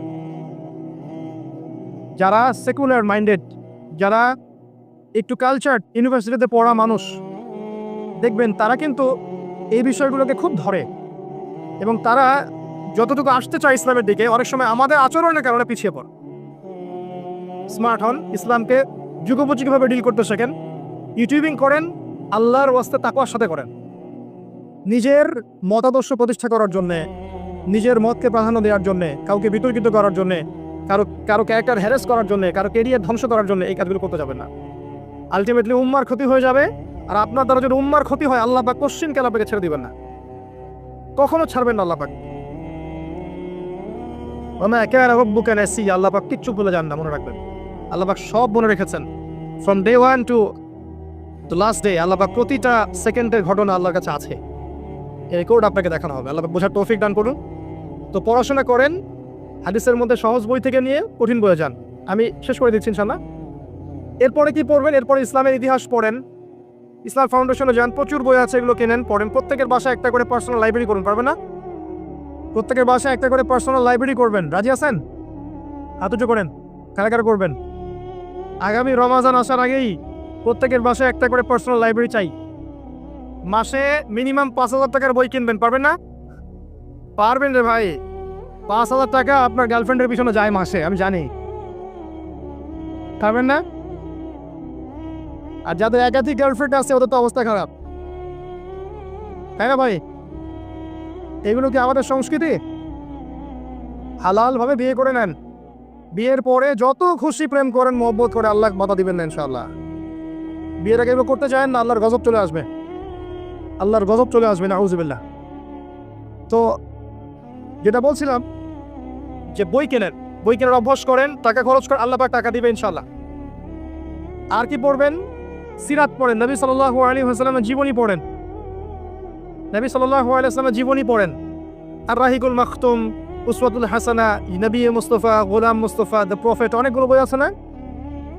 আচ্ছা, সিরাতের বইগুলো পড়েন ভাই। সিরাত নিয়ে আসলে প্রত্যেকটা ঘটনার পিছনে একটা কল্যাণ থাকে, আপনি জানেন। আমি এটা ফিল করি, তা আমার ফিলোসফি যে প্রত্যেকটা অকল্যাণ বা ঘটনার পিছনে আল্লাহ পাক একটা কল্যাণ বের করে নিয়ে আসে। কুল্লু শার ইউজাদু ফিহিল খায়র, প্রত্যেকটা অকল্যাণের পিছনে একটা করে কল্যাণ থাকে। এই যে নবী সাল্লাল্লাহু আলাইহি ওয়াসাল্লামের জীবনী কোনো একটা লেকচার হয়তো আলোচনা করেছিলাম ওয়ান্স আপন আ টাইম, আমার ঠিক মনে পড়ছে না কোন লেকচার। সেখানকার 3টা লাইন একজন কাট করে পুরো ইউটিউব আর ফেসবুক ভর্তি করে দিয়েছে। কখনোই এই অংশটুকু তোমরা দিও, যেটা আমি বলছি এখন। কখনোই আমার ইন্টেনশন ছিল না যে আমার দ্বারা নবী সাল্লাল্লাহু আলাইহি ওয়াসাল্লামের শানের খেলাফ কিছু হবে। বরং যদি নবীর জন্য জীবন দেওয়ার প্রশ্ন আসে, তোমার আগে আমি দাঁড়াবো ইনশাআল্লাহ, তোমার আগে আমি সামনের কাতারে দাঁড়াবো ইনশাআল্লাহ, যদি নবীর জন্য জীবন দেওয়ার প্রশ্ন আসে। একজন লিখেছে, আমি নাকি বলেছি যে নবী সাল্লাল্লাহু আলাইহি ওয়াসাল্লাম নবী হওয়ার যোগ্যই ছিলেন না, নাউযুবিল্লাহ। আল্লাহর কসম করে বলছে, এই কথা জীবনে আমি কথা বলি। এই কথাটাকে দিয়ে বিতর্কিত করেছে। আমি এতটুকু বলবো যে আমি সচরাচর মানুষের নামে বদদুয়া করি না। যে কাজ্জাব এই কাজটা করেছে, আল্লাহ পাক যেন তার এই মিথ্যার প্রতিদান তাকে দান করে। 2 নম্বর যে লাইনটা দিচ্ছিল, যে আমি বলেছিলাম তিনি ভয় পেয়ে গিয়েছিলেন, এরকম বলেছিলাম। ফিতরাতুল ওয়াহির সময় গ্যাপ ছিল একটা ওয়াহি, তিনি ভয় পেয়ে গিয়েছিলেন, কয়েকবার পাহাড়ে চূড়ে উঠে তিনি নিজেকে ফেলে দেওয়ার চেষ্টা করেছেন, এমন একটা কথা বলেছিলাম। আল্লাহর কসম করে বলছি যে এই কথাটা বলার মধ্য দিয়ে আমার ইন্টেনশন কখনো এমন ছিল না যেখানে নবীর শানের খেলাফ কিছু হচ্ছে। এবং এই কথাটা বলার জন্য আমি প্রকাশ্যে স্ট্যাটাস দিয়ে সবার কাছে ক্ষমাও চেয়েছি। তবে এতটুকু জানা উচিত যে কথাটা আছে কোথায় বা কোত্থেকে বলা হয়েছে। আপনি এই যে সিরাতের যে বইগুলোর নাম বললাম, ম্যাক্সিমাম সিরাতের বইয়ের মধ্যে এই গল্পটা আছে। আপনি আর রাহিকুল মাখতুম বইটা পড়েন, দেখবেন এটা আছে রাহিকুল মাখতুম বইয়ের মধ্যে, অন্য অনেক বইয়ের মধ্যে আছে, যারা পড়েছেন আপনারা সবাই জানেন। কিন্তু রাহিকুল মাখতুম বইটা 1187টা বইয়ের মধ্যে প্রথম স্থান অধিকারকারী বই। আমার কথা শোনেন। আর রাহিকুল মাখতুম বইটা রাবাতে আলেম আল ইসলামিয়া কম্পিটিশনে 1187টা পাণ্ডুলিপির মধ্যে ফার্স্ট প্রাইজ পাওয়া বই আল্লামা সফিউর রহমান মোবারকুর রাহিমাহুল্লাহর। এই বইয়ের মধ্যে এই ঘটনাটা আছে এবং এই ঘটনাটা সহিহ বুখারীর মধ্যে একটা রেওয়ায়েতে এসেছে, যদিও বা রেওয়ায়েতের সনদে দুর্বলতা আছে। এখানে এটা সরাসরি নবীর কথা নয়, আয়েশা রাদিয়াল্লাহু আনহার কথা নয়, যেটা আমার জানা ছিল না। যেটা আমার জানা ছিল না সেটার জন্য আমি অবশ্যই অ্যাপোলোজাই করতেই পারি যে এই জ্ঞানটা আমার তখন ছিল না। আমি রাহিকুল মাখতুম বইয়ের হাওয়ালা দিয়ে কথাটা বলেছিলাম। এখন কথা হচ্ছে রাহিকুল মাখতুম বইয়ের মধ্যে কিন্তু হাদিসের কোনো তাহাকিক নেই। আমার কথাটা শোনেন, যে রাহিকুল মাখতুম বইয়ের মধ্যে এটা আছে আল্লামা সফিউর রহমান মোবারকুর রাহিমাহুল্লাহর বই, যেখানে ফার্স্ট প্রাইজ পেয়েছে বইটা, এই বইয়ের মধ্যে কিন্তু এই ঘটনার কোনো তাহাকিক নাই, কোনো তাহাকিক নাই। যেটা সত্য না মিথ্যা, এটার কি মুরসাল নাকি সনদের সমস্যা আছে, কোনো তাহাকিক নাই। এতদিন ধরে রাহিকুল মাখতুম বইটা ছাপানো হচ্ছে বিভিন্ন প্রকাশনীতে, 5টা-10টা প্রকাশনী ছাপাচ্ছে, লক্ষ লক্ষ কোটি কোটি কপি রাহিকুল মাখতুম কিন্তু বাজারে আছে। কই এই প্রকাশনা সংস্থা, এই প্রচার মাধ্যম, এই যারা অনুবাদ করেছে, তাদের কাউকে তো আপনি কুফরি ফতোয়া দিলেন না, তাদের কারো বিরুদ্ধে তো কোনো কথা বললেন না। যদি কথা বলতে হয় ওই বইটাকে ব্যান করে দেন, তাহলে বইটাকে ব্যান করে দেন। আর যদি কুফরি ফতোয়া দিতে হয়, সফিউর রহমান মোবারকুর রাহিমাহুল্লাহকে কবর থেকে তোলেন, তুলে কাফের ফতোয়া দিয়ে আবার দাফন করে দেন। সুবহানাল্লাহ। উনার বইয়ে কিন্তু কোনো তাহাকিক দেওয়া হয়নি, এবং আরও সিরাতের বইগুলোতে এই ঘটনাটা আছে যেটার কোনো তাহাকিক দেওয়া হয়নি। আর তাহাকিক তো আমরা করার যোগ্যতা সত্যি রাখি না। এই জেনারেল লাইন থেকে যারা উঠে এসেছে এবং যারা তালেবে ইলম, তারা কি সবাই হাদিসে তাহাকিক করতে পারে? তারা যখন এই বইটা পড়বে, তাদের সামনে যখন আসবে, এই লাইনগুলো চলে আসবে, তারা কি এটাকে বিশ্বাস করবে না? স্বাভাবিক করতেই পারে। তাহলে কি দায়িত্ব ছিল? যে এটাকে কাছে দেখে নিয়ে বুঝিয়ে দেয়া যে আসলে এই হাদিসটার সনদে এই সমস্যা আছে, এখানে এই সমস্যা আছে, এখানে এই সমস্যা আছে, এটা থেকে ফিরিয়ে নেওয়া। কিন্তু এই কাজটা আমরা করতে পারি নাই।